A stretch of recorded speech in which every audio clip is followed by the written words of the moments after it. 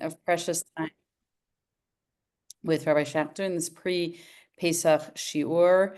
It is such a zchut. It's such an honor and a privilege to introduce Rabbi Schacter, which I'll do very briefly. Longtime mentor, extraordinary teacher and historian.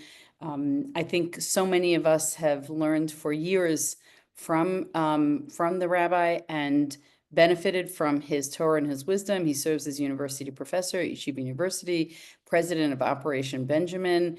Tonight, he'll be preparing us here at the Sacks-Herenstein Center, a center devoted to leadership development and character development for undergraduate and graduate students and for the broader YU community through a variety of conferences, educational opportunities, and literary initiatives. Rabbi Schacter, please take us away. Take us to Egypt and then out to Geula. Thank you so much. Thank you, Dr. Brown, so much for giving me this opportunity to share a little bit with regard to the upcoming Pesach holiday with all of you, and to remind myself as well about some of the significant and salient features that I would like to focus on at the Seder. I also want to thank you, Dr. Brown, for the incredible work that you're doing for the Sacks-Herenstein Center. It is amazing, all of the various aspects of programs that you have instituted and that you administer with such elegance and with such success. I want to acknowledge the presence of Dr. Shira Weiss, who works with you in the Sacks-Herenstein Center. I recognize Dr. Weiss particularly because 4 days ago she delivered a lecture in the class that I teach at the SciSim School of Business, which was stellar and outstanding. Dr. Weiss, thank you for coming. Very grateful to you, and thank you for all the work that you do. Eliza, Abrams, Koenig, we go back many, many, many years. You are a central aspect and a central player in this very important work, and we're very grateful to you. Of course, tremendous karat hatov go to Terry and to Andrew, the Herensteins, for being so supportive and enabling this incredible center to happen. We have become closer and closer, more and more friends with one another, and I look forward to furthering that relationship in the years to come. I want to say at the outset that you will notice, if you've already had the handout sent to you, that there's a lot of Hebrew, but please understand that the Hebrew is here for those who appreciate the Hebrew and can follow the Hebrew. But I am going to translate everything. I want everyone to feel comfortable. Everyone literally should be on the same page. And so just follow along. If the Hebrew works, that's great. If not, that is equally great. So what I want to do is to start to share the screen, and I want to give you the background context that I'd like to utilize for tonight's discussion. My interest this evening is not in what do we do on the night of the Seder. We know that we do all kinds of things. We do a lot of chewing. We do a lot of drinking. We do a lot of talking. There's a lot of doing on the night of the Seder. But my interest is, what are we experiencing? What are we feeling? It's not just enough to do. You know, a robot can do. But we are human beings, and our relationship with God and our relationship to the mitzvot, to the commandments that we perform, bring the fullness and the totality of our humanness into that relationship. And that is not just action, but also experience. There's also the internal. There are the feelings, there are the emotions, and that's what I want to focus on. And the question that I'm going to be asking is, so what should we be feeling on the night of Pesach? And in a way, they mirror, the feelings mirror the actions. But I'm going to make, I think, what is a bold case this evening, that it's not necessarily the case. And I'm going to invite you to consider and think about whether I have a point or I don't. The point of departure here is a text from Rabbi Joseph B. Soloveitchik, who was one of the great rabbinic leaders of the 20th century. We were blessed to have him in our rabbinical school for 4 decades, from the 40s to the beginning of the 80s at Yeshiva University. And he published not as much as we would have liked, but he published a significant amount. And in 1978, he gave 5 of his lectures, oral lectures that were transcribed and written out, to the journal called Tradition to Publish. One of them was a tribute to the Rebbitzin of Tolna. Rebbitzin of Tolna was the mother of his son-in-law. So it's really interesting because in English, there's no name for that relationship. In Yiddish, there's a name for that relationship. It's called mechutanim. Mechutanim means I am a mechutan to someone if their daughter married my son, so she and I are mechutanim. These are not in-laws. The in-laws are the parents of the spouse of my children. So these are the 2 parents, and there's no name for that relationship. So this is the mother of Professor Twersky, who married Rabbi Soloveitchik's oldest daughter. She passed away, and Rabbi Soloveitchik spoke at her shloshim at the month, acknowledging the end of the month of mourning, and he delivered a lecture, and the lecture was published in this issue of Tradition in 1978. And he writes here and spoke first and then wrote about the role of a Jewish mother. And I want to use this as the beginning point of departure for my presentation. I admit that I'm not able, I'm now on the top of the first page. It should be up on your screen. I admit that I'm not able to define precisely the Masoretic role of the Jewish mother. Masoretic means Masorah. Masorah means traditional, handed on from generation to generation. And that is the way he defined most significantly for himself. The role of a Jewish mother has to fit into this category, this context of a traditional role. Only by circumscription, I hope to be able to explain it. Permit me to draw upon my own experiences. What does he know about Jewish mothers? Well, he had a Jewish mother, and so he extrapolates from his Jewish mother to other Jewish mothers. I used to have long conversations with my mother. In fact, it was a monologue rather than a dialogue. She talked, and I happened to overhear. What did she talk about? I must use a halachic term in order to answer this question. She talked me'inyana diyoma. That means she talked about things that were relevant to what was going on in the world at that time. She lived in the world, she was rooted in the world, and she was influenced by the world, and she was curious about the world, and she discussed matters that interested her in the world around her. I used to watch her arranging the house in honor of a holiday. I used to see her recite prayers. I used to watch her recite the Sedra, the Torah portion, every Friday night. And I still remember the nostalgic tune. I learned from her, from my mother, very much. Now, here comes the part that I want to start with. Most of all, I learned that Judaism expresses itself not only in formal compliance with the law, namely, what do I do?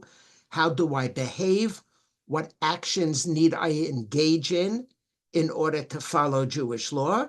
It's not just that, but I learned from my mother that it's also a living experience. My mother, taught me that there's a flavor, a scent, a warmth to mitzvot. I learned from her the most important thing in life, to feel, underline feel, the presence of the Almighty and the gentle pressure of his hand resting upon my frail shoulders. I learned what it meant to feel the presence of God. Living experience is part of mitzvah observance. Seder night is not just formal compliance. It's not just making sure that we eat a certain amount of matzah and drink a certain amount of wine and finish the Seder, the afikoman, by a certain hour. That's the formal compliance. Of course, that's important. But my interest is in the living experience, is the flavor, the scent, and the warmth. Without her teaching, Rabbi Soloveitchik says something astounding. Without my mother's teachings, which quite often were transmitted to me in silence, I would have grown up a soulless being, dry and insensitive. With all that he learned from his father, with all the Talmud, with all the Torah, with all the analysis that he learned from his grandfather, who was one of the greatest Talmudic geniuses at the turn of the 20th century, all of that is really nice, but he would have grown up a soulless being, dry and insensitive. So I would like to focus on the soul of the Seder, and what do we experience when we live through, when we act through, when we sit around the Seder table. The Haggadah tells us, and it's at the bottom of the first page, in every generation, everyone has an obligation to see themselves as if they left Egypt, and we have to share that with our children, with people around the table. God did not only redeem those who were there at the time, but all of us were redeemed. We have to see ourselves as if we left Egypt. Now, you understand very well that in order to see yourself as if you left Egypt, you have to see yourself as if you were in Egypt. But it makes no sense, and it's just ridiculous to think about, oh, tonight we're going to think about and we're going to experience, and we're going to see ourselves redeemed. Redeemed from what? What was the experience? What are we being redeemed from? And so in this paragraph lies that there is this very central notion that on the night of the Seder, we need to experience, we need to see ourselves, and I'm interpreting see ourselves, as you'll see in a moment clearly. We have to experience ourselves, each one of us, women and men and children, each one of us need to consider ourselves as if we were in Egypt and we were redeemed from Egypt. Now, if I had a whiteboard, I used to say when I was younger a blackboard, but that's gone. Now I say a whiteboard. If I had a whiteboard behind me, I would draw a line down the middle of the board, and I would invite you, and if we had the time and the capacity to do this, it would be an interesting conversation. What do we do on the night of the Seder to remind us or to help us experience servitude? And what do we do on the night of the Seder to help us experience redemption? What is the being in Egypt, and what is the leaving Egypt? And I think, we would fairly say, and I would imagine that, let's say, the marror, the bitter herbs, would be like what it's like to be a slave in Egypt. Maybe the charoset, which is, ever since I was a little boy, I was told that it reminds you of the clay and the brick and the mortar, so that goes into that column. Well, maybe the 4 cups of wine. I was taught when I was a little boy that there are 4 formulations of redemption. We'll come back to that. So that's in the redemption column. So we would figure out a way how to place different items in different columns with the overall sense and with the overall message that we are to not just swallow, chew these items, but we're to experience what they elicit within us, namely, on the one hand, what it was like to be in Egypt, on the other hand, what it was like to leave Egypt. But I am going to make a very different case tonight, and I am going to invite you to consider this suggestion. Let's start on page 2 with charoset. So if we had the time, we would take a survey. So what is in your charoset? Charoset is an item on the Passover table. And what is it made out of? What's the recipe that goes into the charoset? So there are nuts in the charoset. There's a little wine in the charoset, maybe a little bit of ginger, maybe some spices, maybe some cinnamon. It's a little gloppy, thick, but it's also reddish. So whatever it is that makes up our charoset, let's take a look at the Talmud, because in fact the Talmud at the top of page 2 gives us the recipe for charoset, and the question is, what does charoset represent? So given the previous pedagogical visual, which column does the charoset go into? So the Mishnah says, and you have the original on the top right, you have the English translation on the top left. The Mishnah, the original earliest rabbinic text, refers to it as a mitzvah. And the Talmud wants to know, my mitzvah, what is this religious requirement? And notice the Gemara here, the Talmud gives us 2 explanations. Rabbi Levi Omer, Zecher litapuach. It has to do with an apple. Rabbi Yochanan Omer, you could follow in the original or in the English, Rabbi Yochanan said, in memory of the clay. So I was always taught that it has to do with clay. It has to do with the bricks and the mortar, and therefore it would belong squarely in the servitude column. But wait a minute, what's the first answer in the Talmud? The first answer in the Talmud is apple. Did you ever know that there's an item on the Passover Seder that reminds us of an apple? And in fact, I would say survey shows that there are a number of people and a number of families who have a tradition to put ground up apples into their charoset.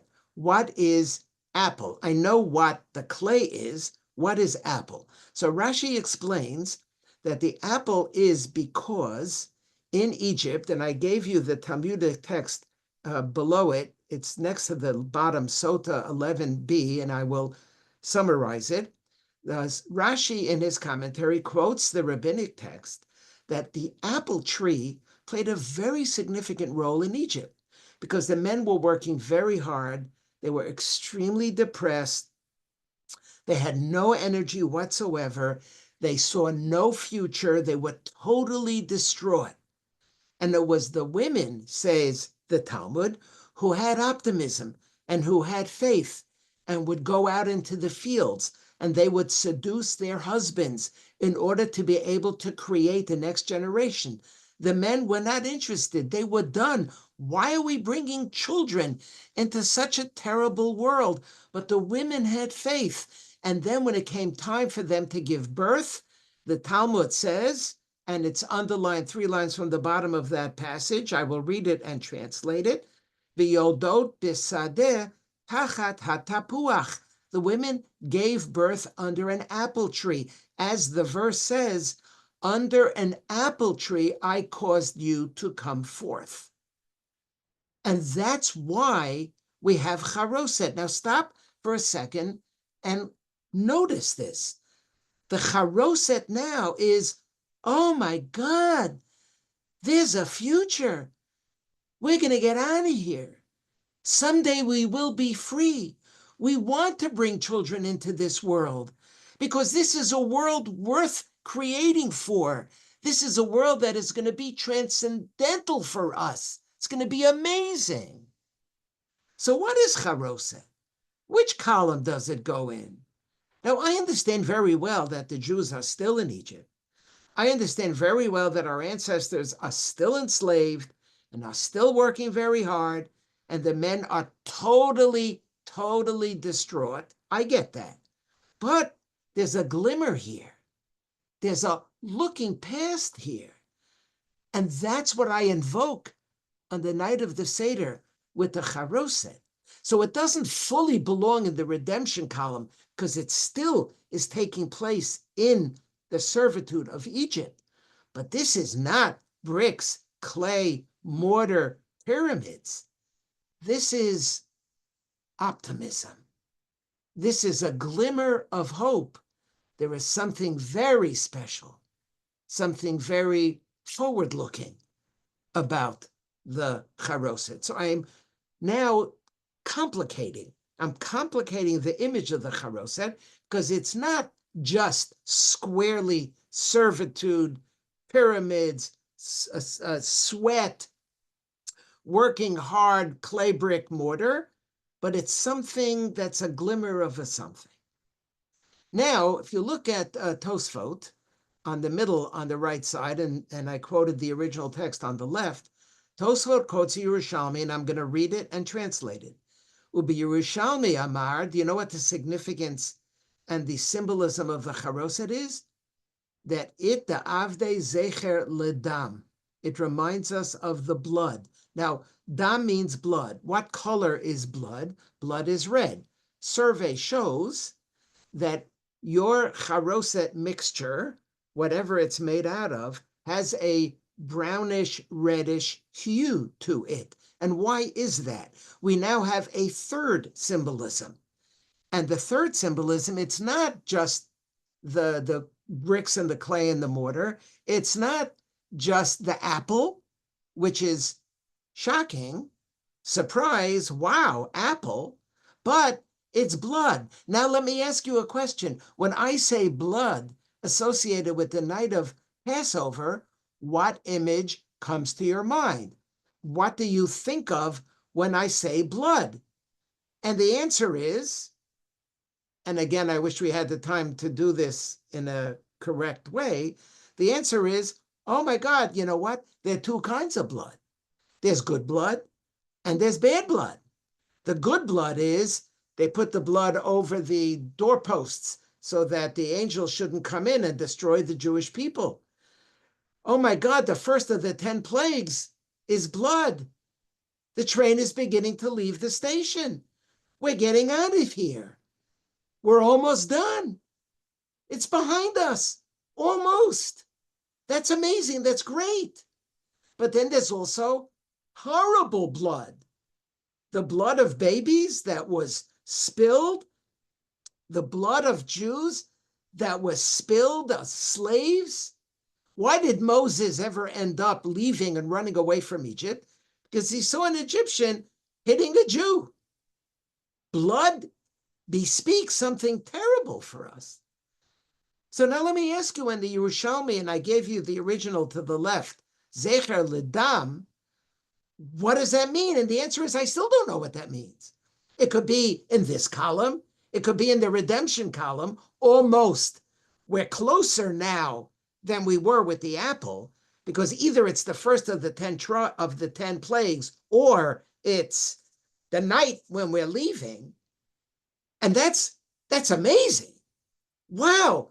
I hear the footsteps already of redemption.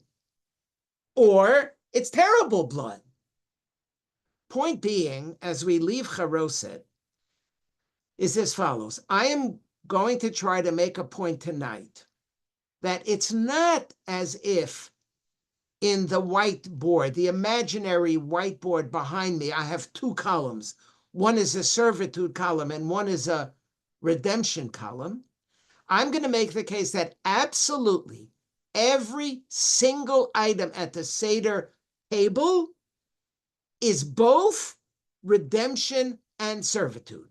In other words, the dialectical tension is not just in the night, that on this night I need to experience myself as if I was a slave.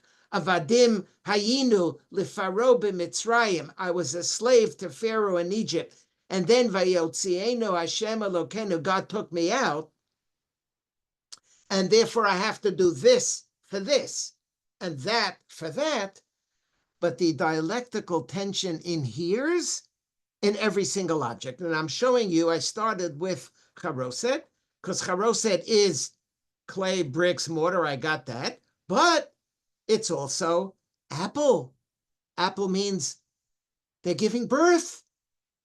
There's a future. They're new generations. Yerushalmi says it's blood. Blood could be very positive when it comes to the Exodus story. So charoset is both. Let's go to the 4 cups of wine, bottom of page 2. So if you stop someone and you ask, and what did you say last year? I know it's been almost a year, but maybe since you did it a couple of years already, you may remember. So why do we have 4 cups of wine at the Seder?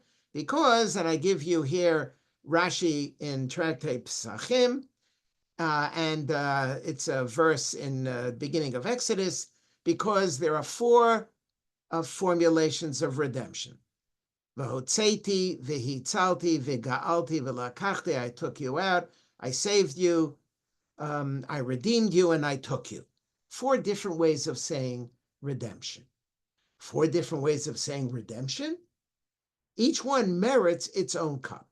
So according to this perspective, it is clear that the 4 cups of wine belong squarely in the redemption column. And that's what our assumption is.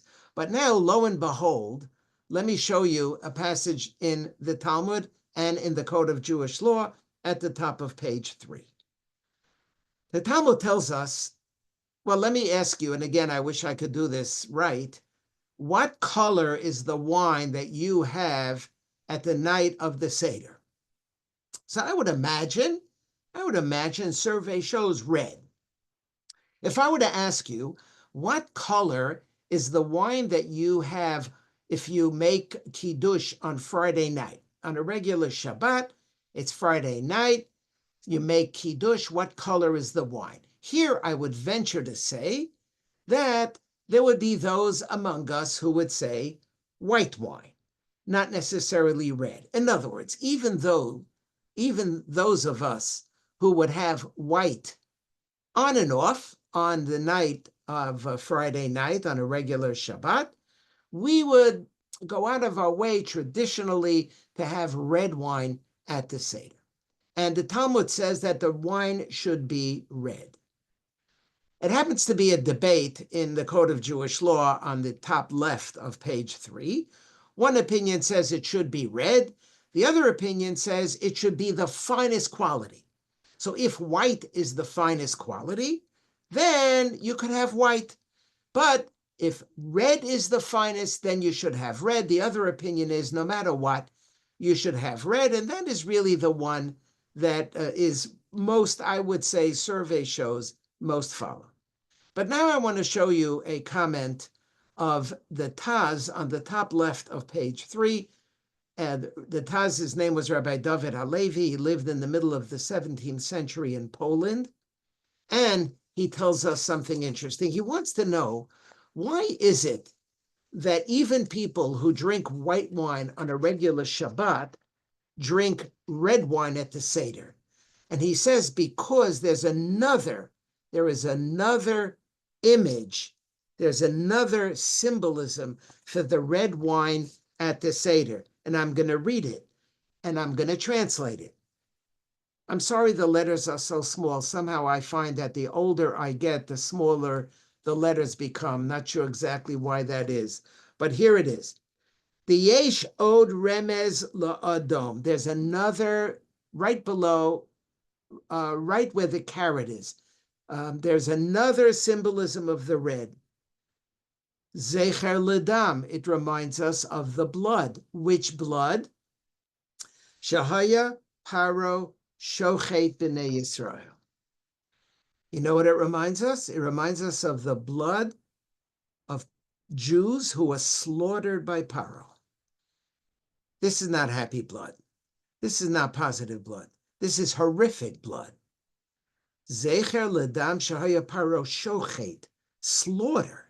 He slaughtered Jews and they bled. And that's what I symbolize when I have the 4 cups of wine. Now that's shocking because all of a sudden, wine now, the 4 cups of wine, belong in the horrible column, in the servitude column. It doesn't get worse than this.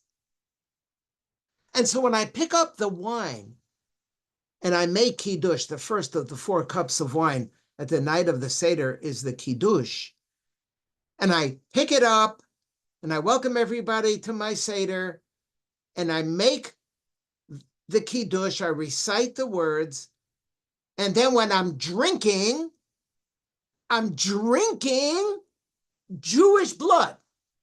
The symbolism is Jewish blood. So what am I doing? What am I feeling? I thought 4 different formulations of redemption. Oh my God, thank God, I'm leaving like this way, and I'm leaving this language, and I'm leaving that formulation, I'm leaving that word. No, it's horrible. In fact, he goes on to say that in his days, they didn't use red wine because of the blood libel. He's living in Poland in the 17th century. And that's all he needs is for some Christian to come into his house and start accusing him of using wine that he took that was full of blood taken from a Christian child, the ritual murder accusation. He actually says we don't do red because we're afraid. But red is blood. So what is it? Is it blood? Or is it redemption? And the answer is, it's both. The same object is both. What am I feeling? Both.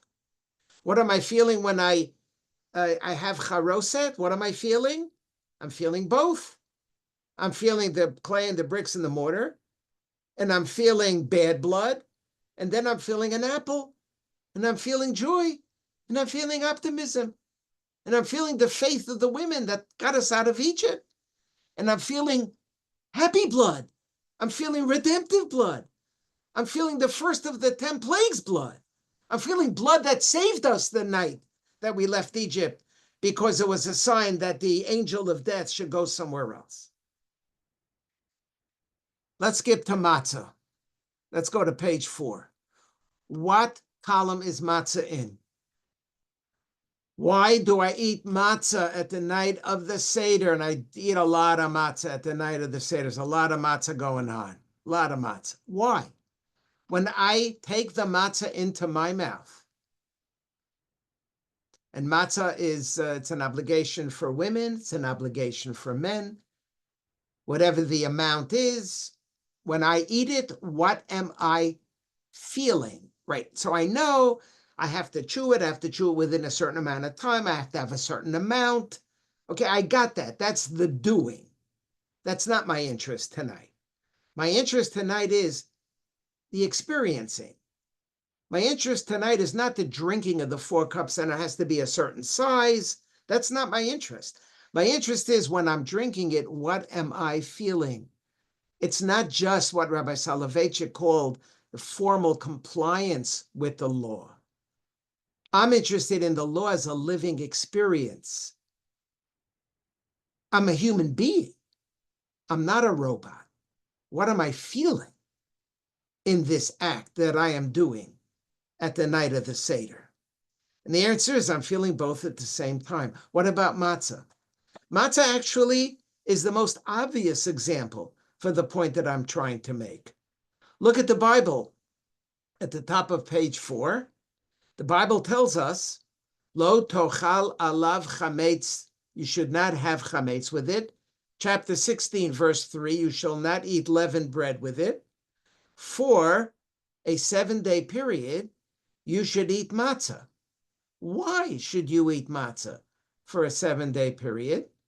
Because it is a bread of affliction, It is lechem oni. Oni means affliction. It means many things. The rabbis tell us many things. Look at Rashi. Rashi in his commentary, you have the Hebrew and you have the English translation next to the last paragraph here at the top half of page 4. Bread of affliction. This means bread that brings to mind the affliction by which they were afflicted in Egypt. Oh my God, look at it. Oh, it's so dry. It's so thin. Oh God, it's slave bread. Why am I eating it on the night of Pesach? Because it reminds me of the servitude. It's lechem oni. Rashi says it's affliction. And then what's the next words in the verse? The very next words in the same verse. Ki b'chipazon yatzata me'eretz Mitzrayim. Because you departed from Egypt in haste. Look at the bottom. We mentioned matzah twice at the Seder. The first time we mentioned matzah is, hi everybody, welcome to our Seder. It's such a pleasure to see you. Oh, Aunt Sadie, we missed you last year. We're so happy that you're back. We held a seat for you, but now, thank God, you're back. It's wonderful.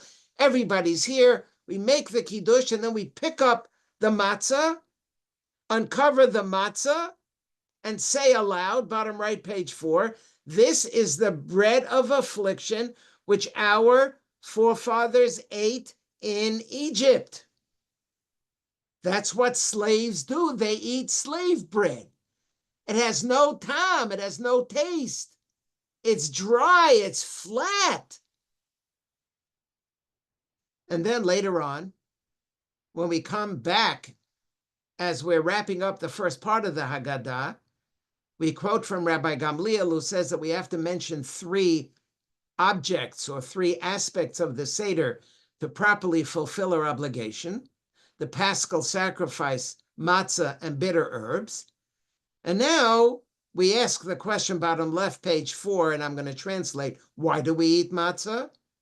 What do you mean? What do you mean, why do you eat matzah? I mean, it wasn't that long ago that I just told you on the bottom right of page 4 that the reason why we eat matzah is because this reminds us of what our ancestors ate when they were slaves in Egypt. And now all of a sudden, I have a whole different perspective. You know why I eat matzah? Because we're out of here. It's the night of redemption. We're leaving. Who has time for it to rise? Quick, grab it. Put it in the knapsack. We're running. That's amazing. We're being redeemed. Redemption has begun. We're leaving. So what is matzah? Matzah is both. And it's in the same verse. That's what I want to show you and show you again. At the top of page 4. You must eat matzah for 7 days. It's referred to as the bread of affliction, which Rashi explains that's the affliction in Egypt as slaves. And then the rest of the verse is, because we're out of here, we're done. It's over. So which is it? And the answer is that it's both. The answer is that it's both. Every object is both. I'll show you marror to go back to page 3. Marror for sure you're going to put in the servitude column. And we say in the Haggadah, why do we eat marror? And I'm going to translate, because the Egyptians embittered the lives of our ancestors, because the verse says they made very much bitterness for them. So that's why I have bitterness. But I show you here from a commentary of a early 18th century author on the Bible, the Or HaChaim, who says, do you know why we have marror? Because it's a condiment. When we have meat, we want to have something sharp to make the meat taste better. It's like if you have a pickle. It's like if you have mustard. Why do you have a pickle when you have meat? Because it adds to the taste of the meat. Says the Or HaChaim, you know why we have marror? Because it's delicious. Because we want to have a wonderful meal. We want it to taste good. So what is marror?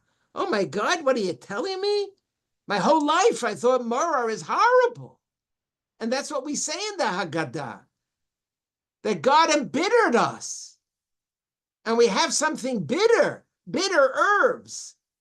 And all of a sudden, it's not so obvious. All of a sudden, there's a whole passage here that says we have marror because it enhances the taste and the experience of the meal. It's amazing. So the answer is it's everything. The answer is it's everything.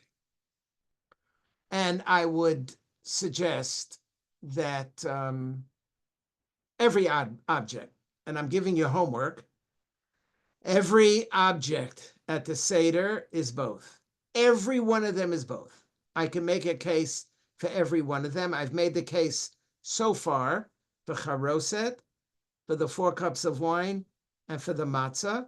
And I'm going to make one more. Let's go to the end, and then if we have time, we'll come back. Last page, reclining.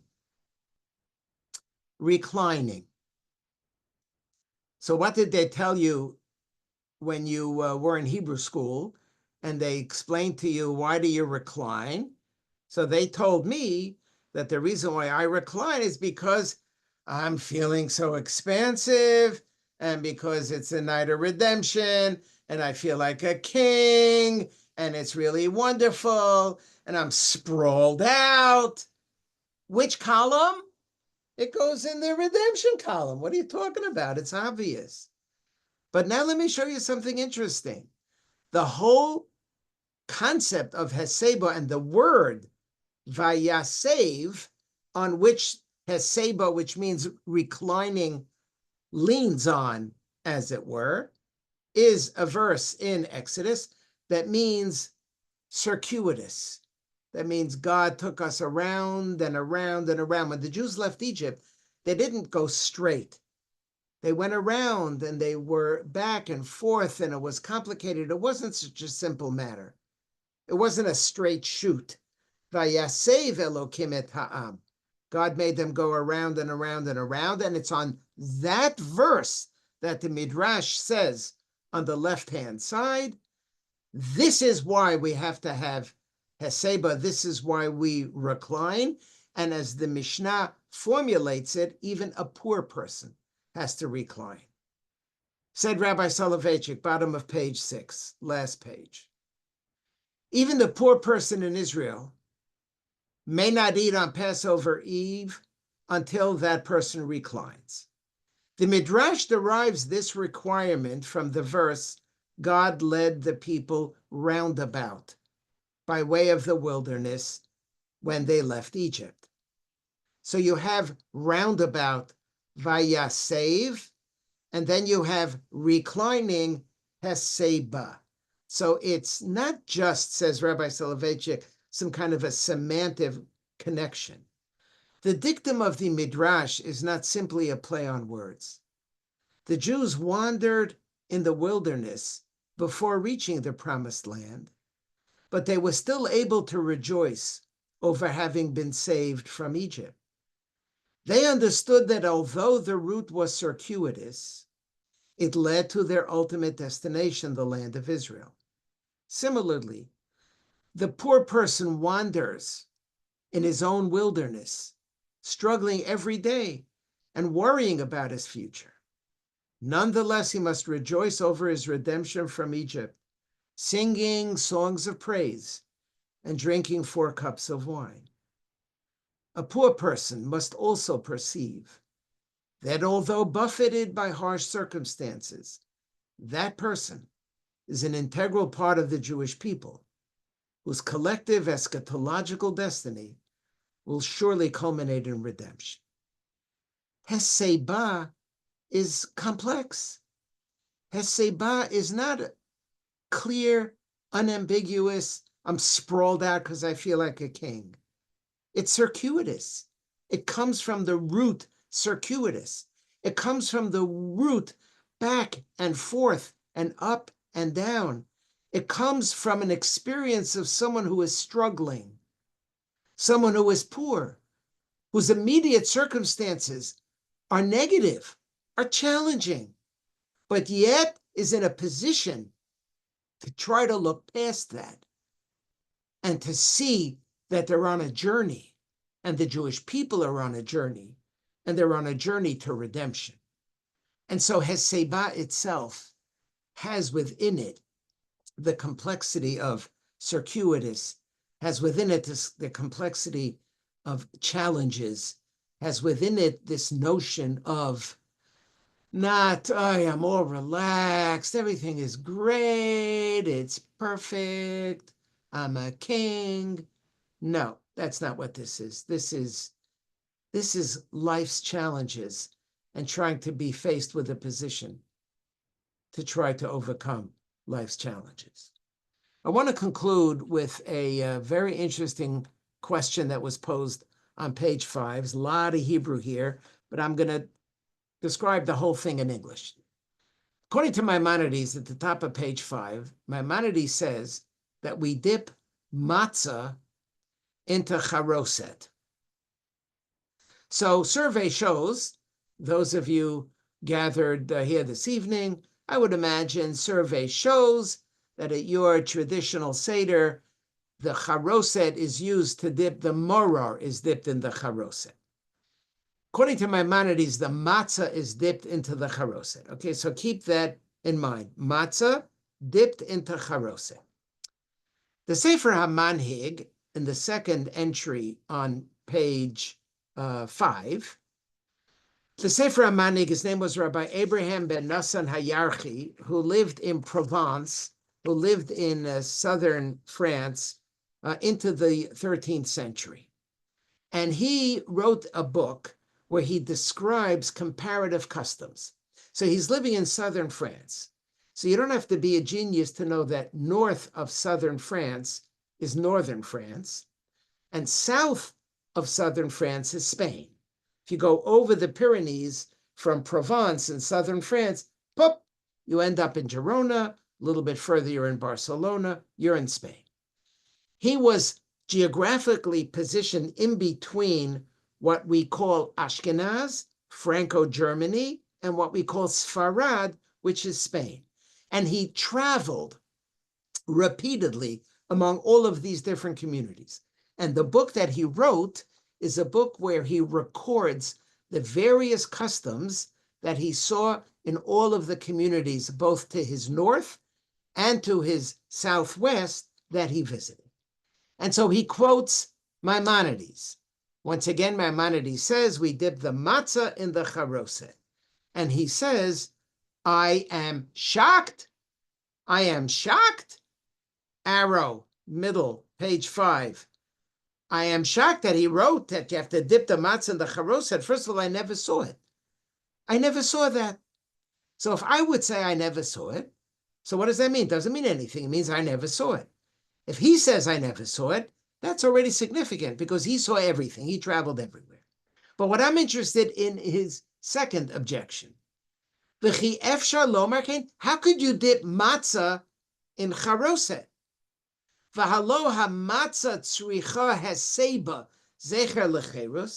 matzah is in the freedom, in the redemption column, and the charoset is the brick and the clay and the mortar, and that's in the servitude column. How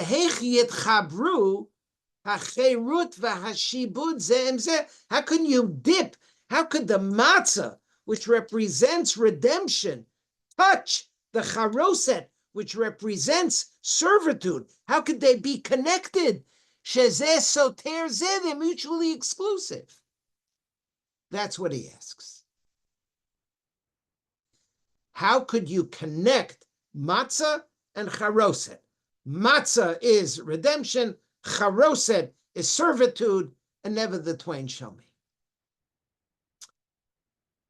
So I want to suggest that there are some times when somebody asks a question, and it's a good question, and you give an answer.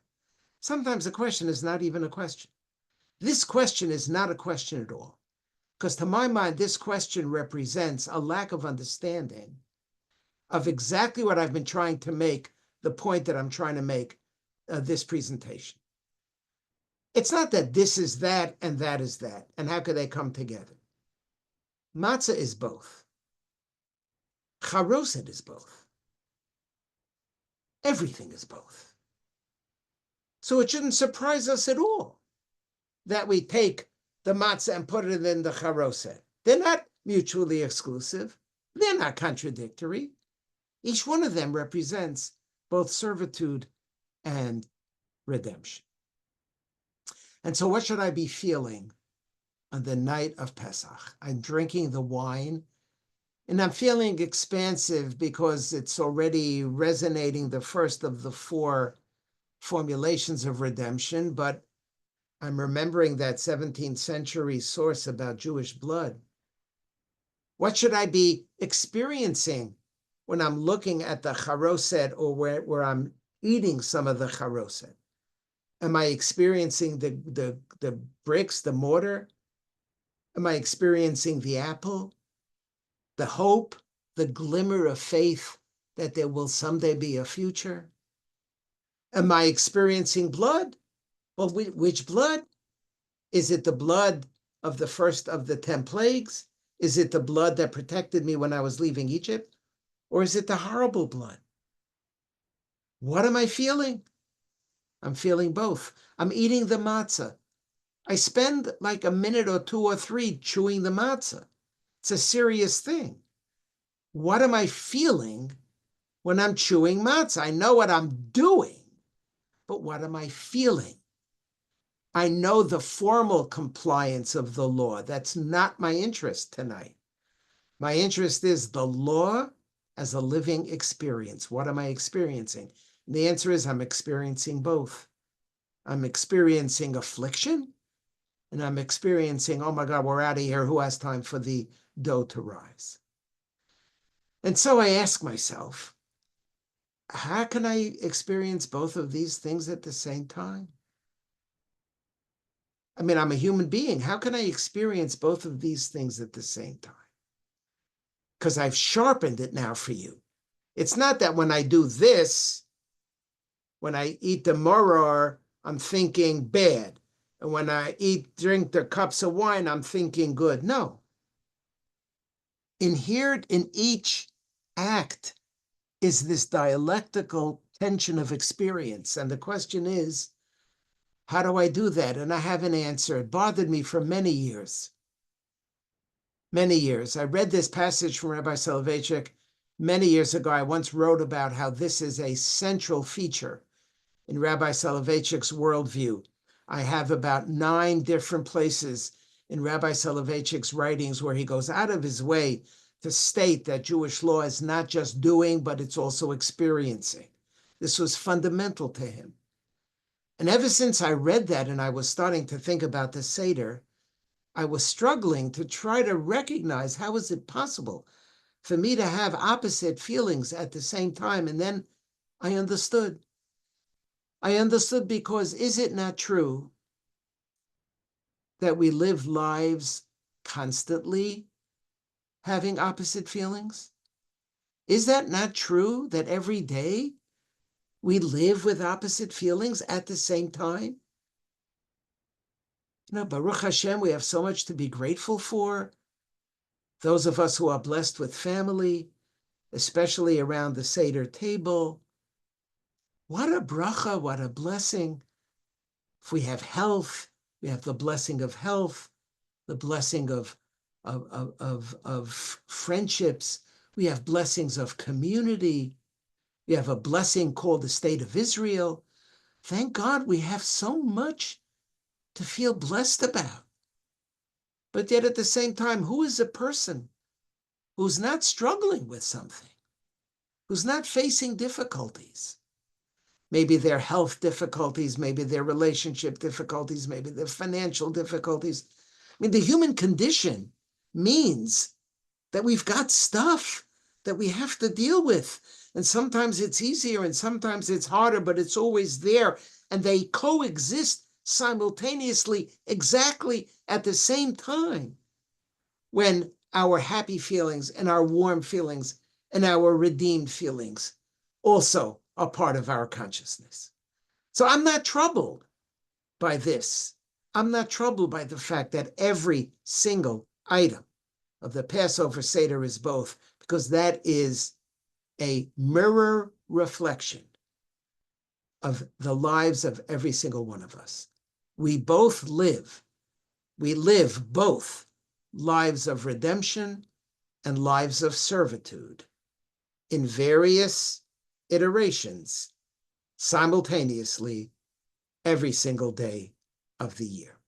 And so for me, the Passover Seder, in the feelings of the Passover Seder, is a microcosm of human life.